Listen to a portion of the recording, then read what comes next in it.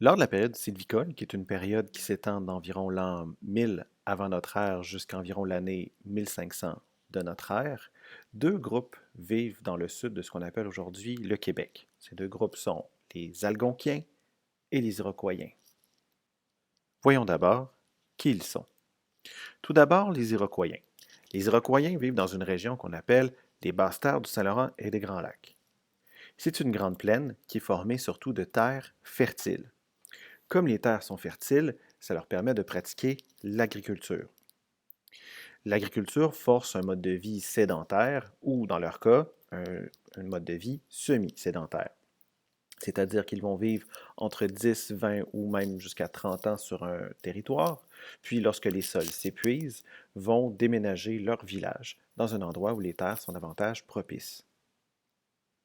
Comme ils restent sur place, ça leur permet de construire des bâtiments qui sont un peu plus durables, et c'est la raison pour laquelle les Iroquoiens vivent dans ce qu'on appelle des maisons longues. Des maisons longues qui regroupent plusieurs familles d'environ une cinquantaine, voire même jusqu'à une centaine d'individus. Les maisons longues, regroupées une à côté de l'autre, forment ce qu'on appelle des villages. Des villages qui sont entourés d'une palissade. Autour de ces palissades, on retrouve les champs cultivés de maïs, de courges et d'haricots. Les principales personnes responsables de l'agriculture sont les femmes. Donc, ce sont les femmes qui sont à la base de la subsistance du groupe. C'est une des raisons qui explique que les Iroquoiens sont des sociétés matrilinéaires, c'est-à-dire que l'appartenance au clan vient de la mère, un peu comme si leur nom de famille venait de leur mère et non pas de leur père. Pour les Algonquiens, c'est un peu différent. Les Algonquiens vivent sur des territoires qu'on appelle le bouclier canadien ou encore les Appalaches.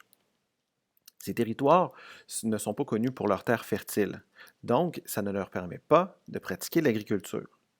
Par conséquent, leurs principales sources de survie sont les produits de la chasse, de la pêche et de la cueillette.